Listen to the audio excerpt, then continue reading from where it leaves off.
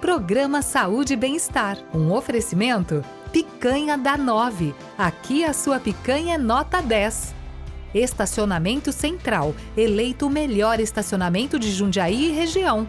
Laboratório Fleming. Eleito o melhor laboratório Great Place to Work.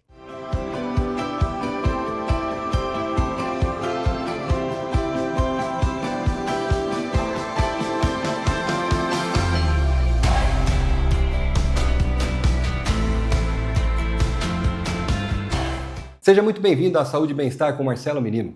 Hoje é episódio inédito.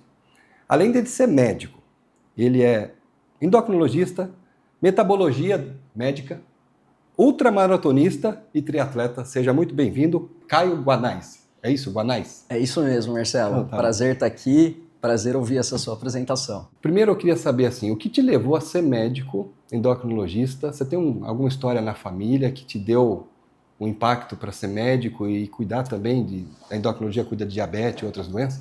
Marcelo, o gatilho para começar na endocrinologia foi que meu pai ele foi diagnosticado com diabetes tipo 2 quando eu ainda era uma criança e eu convivi com a obesidade durante minha infância e minha adolescência.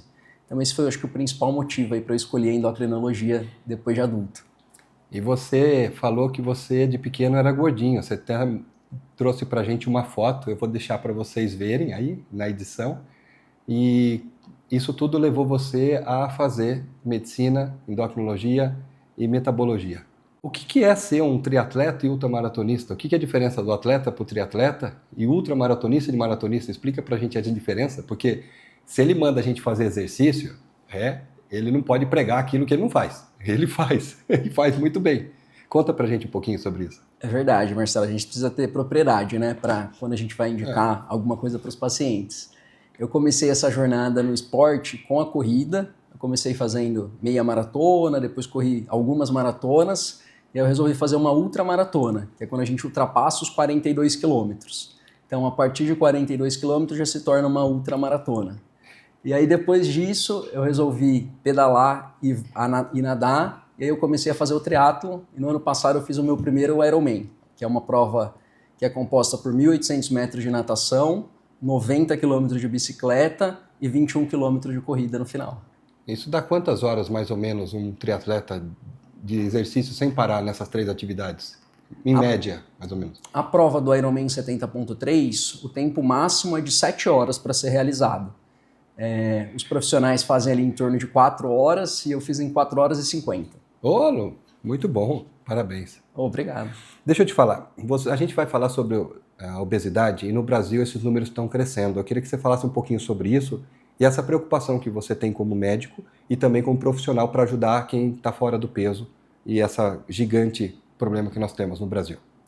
Marcelo, sem dúvidas, a gente vive uma epidemia de obesidade não só no Brasil, mas como em todo o mundo. Atualmente no Brasil, a gente tem 30% da população com obesidade. E se a gente somar a população com obesidade e sobrepeso, esse número chega a 70%. Tá. E é um número que cresceu muito rapidamente. Se a gente olhar a prevalência de obesidade em 2002 na população brasileira, ela era menos do que 5%.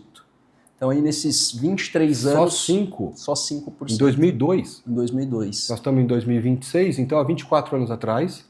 5% da população? Média de 5% da população. Hoje 30% é obeso. Hoje 30% contando é obeso. Sobrepeso a 70%. Então de 10, 7 está fora dos padrões corretos. Fora dos padrões. Tá. E quando a gente fala sobre emagrecimento, algumas pessoas acham que tem uma fórmula ideal, que é um passe de mágica, e existe alguma regra para todos ou é individualizado? Como funciona isso quem está fora do peso, que são várias pessoas e sobrepeso? Marcelo, esse é um ponto interessante, que o tratamento para a obesidade ele sempre tem que ser individualizado.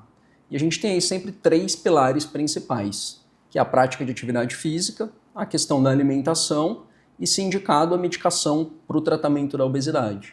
A maioria das pessoas, às vezes, vai direto para uma medicação.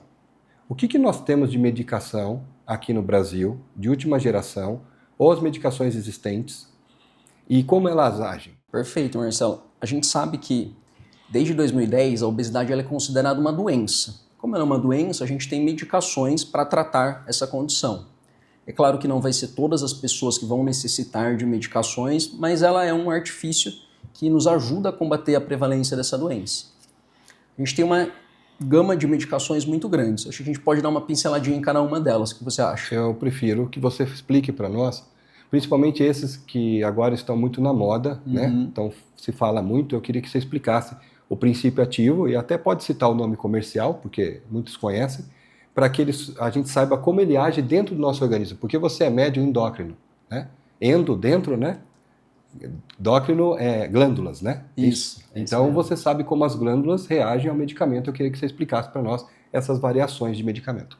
Perfeito. Acho que a gente pode começar falando sobre as medicações que têm uma ação mais central, que agem principalmente ali no nosso hipotálamo. A medicação mais antiga que a gente tem disponível é a sibutramina, que ela é uma medicação que ela age num receptor principalmente relacionado à noradrenalina, e ela promove um efeito sacietogênico muito grande. Então ela diminui a vontade de comer. A sibutramina, hoje em dia, com as novas medicações, a gente acaba utilizando muito menos do que foi utilizada anteriormente, porque a gente sabe que tem alguns grupos de pacientes, que são aqueles pacientes que a gente considera como um alto risco cardiovascular, que eles não podem utilizar a sibutramina. Tá? De outras medicações que agem a nível central, a gente tem o Contrave, que é uma combinação da naltrexona com a bupropiona, que é uma medicação que a gente utiliza muito relacionada àquele comer emocional. Aquela pessoa que está sempre comendo por conta de alguma recompensa de alguma coisa. Sim. Por exemplo, deu super certo alguma coisa no trabalho, a pessoa vai lá e come. Ou então aconteceu alguma coisa com a família, brigou com o marido, ela desconta na comida. Então, o Contrave é uma medicação que ela é muito boa para esse comer relacionado às emoções. É a associação da bupropiona com a naltrexona. Isso. Ela tem um efeito central que ela age ali numa região do nosso cérebro, nos neurônios da PONC, que estão relacionados à alimentação. Então ela diminui a ação desses neurônios da PONC. Que legal. Pessoal, tá vendo? Se você tem fome emocional e às vezes precisa de ajuda e indicação, essa eu não sabia. Como é que é o nome desse medicamento? O nome comercial é o Contrave. Lembrando que sempre tem que passar com consulta médica, são remédios controlados, né? São remédios controlados. Mas é uma das ferramentas que o doutor tem. Então esses são medicamentos que agem no sistema nervoso central. Isso, Marcelo. Essas são duas medicações que agem a nível central, e essas duas medicações elas têm indicação formal em bula. Então se a gente for ler a bula da medicação, a gente vai ver que elas são direcionadas exclusivamente para o tratamento da obesidade. Tá. A gente tem algumas outras medicações, que é o que a gente chama de off-label, que não tem indicação formal em bula, mas que a gente também pode utilizar para o tratamento da obesidade. Um exemplo é aquele paciente que ele come muito por ansiedade. Então, aquele paciente está sempre ansioso e aí acaba descontando um pouco na alimentação. Então a gente pode utilizar alguma medicação para controlar essa ansiedade e, consequentemente, diminuir esse comer por ansiedade. Entendi. E aí algumas opções que a gente acaba utilizando com mais frequências é a fluoxetina ou a sertralina, que são duas opções de medicamentos. Olha que legal, pessoal, a gente olha como um todo o paciente. Veja, porque na realidade tudo começa na nossa mente, né? Se for ver, a nossa mente ela tem um gigante impacto nos nossos hábitos, porque elas estão ligadas, né, a fatores tanto psíquicos como sociais, comportamentais, que acabam gerando, então o doutor acaba trabalhando isso também. Que legal, não sabia dessas medicações associadas, principalmente a naltrexona com bupropiona. É uma medicação, o Contrave ele foi aprovado, se eu não me engano, em 2021 pela Anvisa, está no mercado desde 2021. Eu sou farmacêutico de formação também, só que eu larguei balcão de farmácia faz muito tempo, então nessa época a gente não tinha essa medicação, mesmo que a gente estava lá, tinha que ter prescrição, eu não sabia, mas que interessante esse recurso, você que talvez precisa de ajuda, está sabendo aí. Hoje nós também temos as famosas canetinhas, que geralmente tem uma aplicação aqui na região perto de um umbigo. E quais são as medicações que nós temos também para o combate na obesidade? Perfeito, Marcelo. Nós temos agora os análogos de GLP-1, que são as medicações mais modernas disponíveis no mundo para o tratamento da obesidade. A gente começou ali com a primeira molécula, que foi a liraglutida. Depois essa molécula evoluiu para a semaglutida, que é o princípio ativo do Ozempic ou do Wegovy.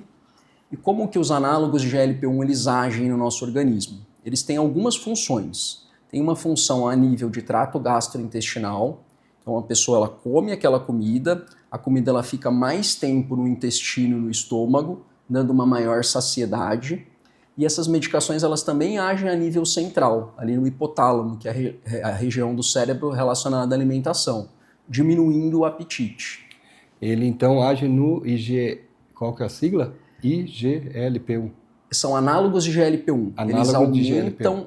Eles aumentam a produção do GLP-1. E aí dá uma saciedade, Exatamente. A gente tem, a nível de trato gastrointestinal, diminuição da motilidade do estômago do intestino. Tá. Então aquela comida ela fica mais tempo no intestino e no estômago, gerando uma maior saciedade.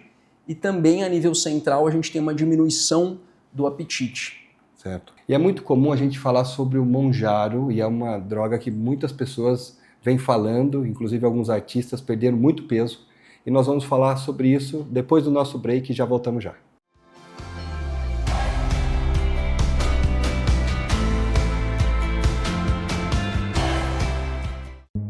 Prêmio Destaque 2022 CDL Jundiaí. Melhor na categoria Laboratório. Flaming Laboratório. Sabe aquele sabor irresistível, suculento e cheio de tradição? Apresentamos a Picanha da 9, onde a tradição do churrasco ganha vida. Nossas picanhas são selecionadas a dedo. Trabalhamos somente com cortes nobres, garantindo o máximo de sabor em cada mordida. Acompanhadas de guarnições exclusivas e um atendimento de excelência, a Picanha da 9 é a escolha perfeita, seja para o seu almoço executivo ou suas celebrações. Picanha da 9, onde a picanha é nota 10. Venha nos visitar hoje mesmo e descubra o autêntico sabor do churrasco. Avenida Pedro Blanco da Silva, 608, Anhangambaú, Jundiaí.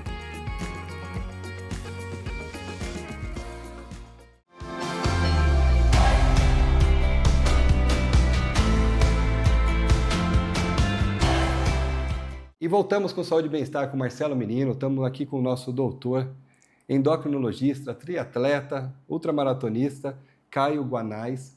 E nós vamos continuar falando agora sobre o Mounjaro, qual é o princípio ativo e como que ele age e por que que ele tem uma efetividade, parece que maior do que os medicamentos que nós falamos da semaglutida e liraglutida.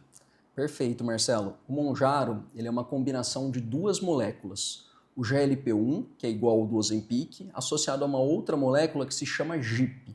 Então ele tem esse efeito duplo na perda de peso. Como que ele age no nosso organismo? Ele age da mesma maneira no nosso trato gastrointestinal. Ele também tem um efeito central de diminuição do apetite. Ele também promove um discreto aumento do metabolismo e melhora da resistência insulínica, ou seja, melhora do nosso metabolismo como um todo. É a medicação que a gente tem aprovada que promove maior perda de peso. Os estudos demonstram que é uma perda de peso muito semelhante à cirurgia bariátrica. Então é uma poderosa ferramenta para se evitar a cirurgia bariátrica, porque a gente já entrevistou um médico aqui que falou sobre a cirurgia bariátrica, que ela dá complicações de absorção de vitaminas, né? Então tem outras complicações, que a gente sabe que falta de B12 acentuada pode levar a casos agudos de depressão e outros problemas. E a bariátrica, se não for ali bem cuidada, né, depois dessa manutenção, acaba tendo. Então, essa medicação veio para ajudar essas pacientes que precisam. Mas eu queria falar um pouquinho sobre fome emocional, compulsão. Né? Nós falamos sobre algumas drogas que agem no sistema nervoso central. Como que é a pessoa que tem compulsão alimentar? Já é uma coisa mais acentuada, mais forte. Existe algum medicamento que ajuda esses pacientes nesses casos mais graves? Bacana, Marcelo. É bom a gente pontuar o que é a compulsão alimentar. Porque é muito comum das pessoas falarem, eu tenho compulsão alimentar, mas às vezes a gente não sabe exatamente o que isso significa. A compulsão alimentar é aquele momento que a pessoa ela come uma quantidade de comida muito grande em um curto espaço de tempo. Ela não tem uma preferência por alimento doce ou por alimento salgado. É o que tiver sai ali pegando na casa, tudo e come um boi. E muito frequentemente, depois desse ato, envolve um arrependimento muito grande. Então a pessoa ela fica ali arrependida. Se depois desse ato tem algum ato que é compensatório a isso, por exemplo, vomitar, ou então no dia seguinte fazer um jejum muito grande, ou então resolver correr uma maratona por conta disso, aí a gente já classifica como bulimia. Mas se não tem esse ato compensatório, fica apenas com uma compulsão alimentar.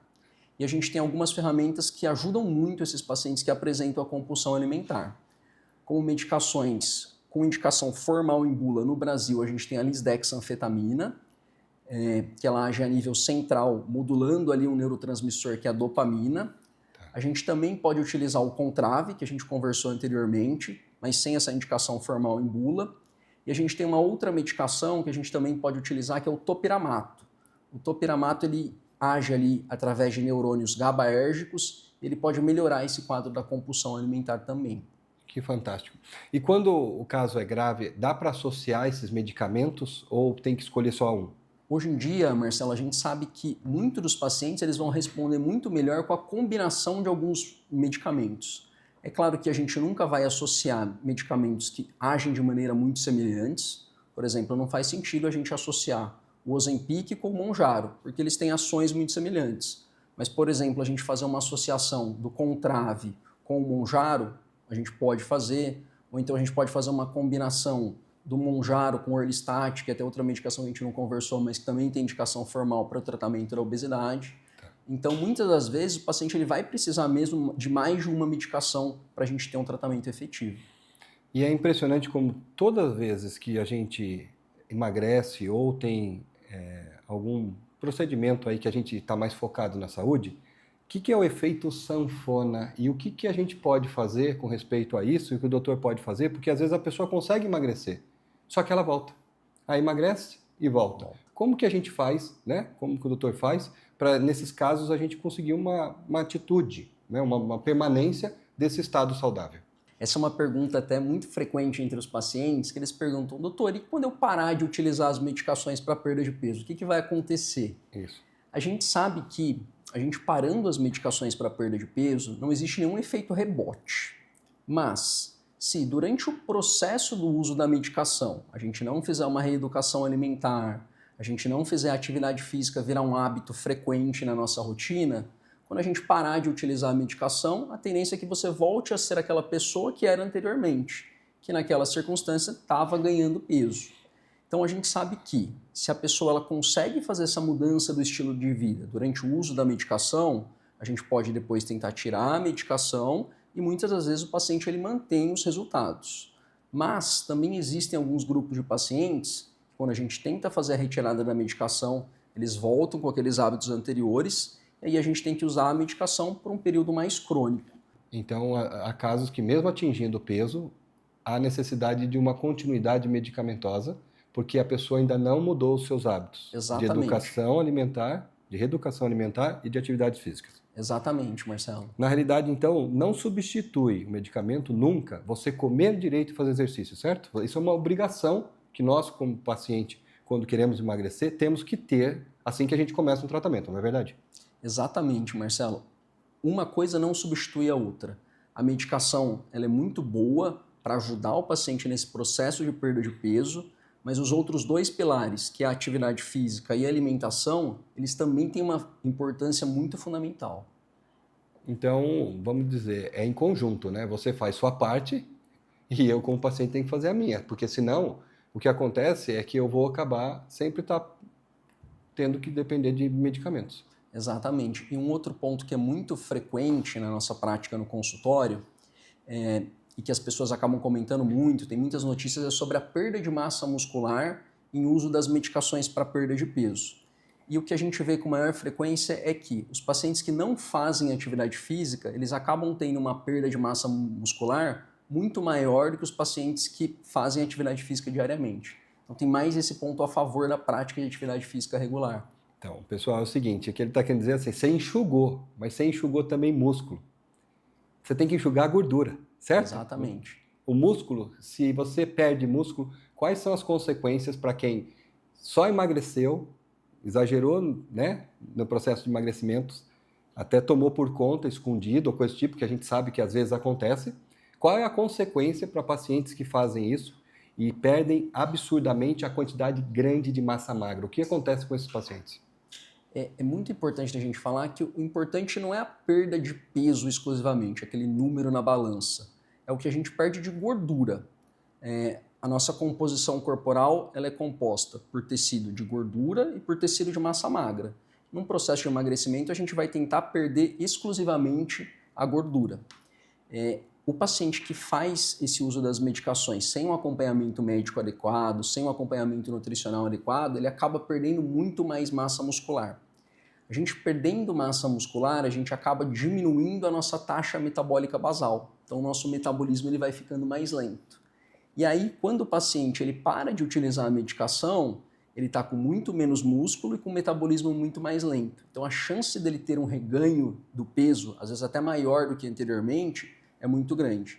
Sim. Por isso que é de fundamental importância sempre utilizar a medicação com acompanhamento médico e nutricional, praticando atividade física e fazendo uma ingesta principalmente proteica adequada para a gente evitar essa perda de massa muscular. E qual é a principal causa de morte em idosos? A gente sabe que é o quê? Quando acontece perda do quê? A gente sabe que a fragilidade do idoso ela está muito associada à sarcopenia, que é a perda de massa muscular. Isso até é muito debatido atualmente nos congressos, de onde vem essa fragilidade do idoso. Ela nasce ali da sarcopenia, dessa perda de massa muscular, que num segundo momento vai se tornar uma fratura, vai se tornar uma queda, que esse idoso vai ficar acamado e aí ele vai perdendo funcionalidade. E é isso que acontece, pessoal. Então, o processo de emagrecimento, ele também tem que ser acompanhado com o processo de acompanhamento de massa muscular. E qual é o exame que o doutor usa muito no consultório, que analisa a massa muscular? E por que é importante que o processo de emagrecimento seja feito junto com esse exame?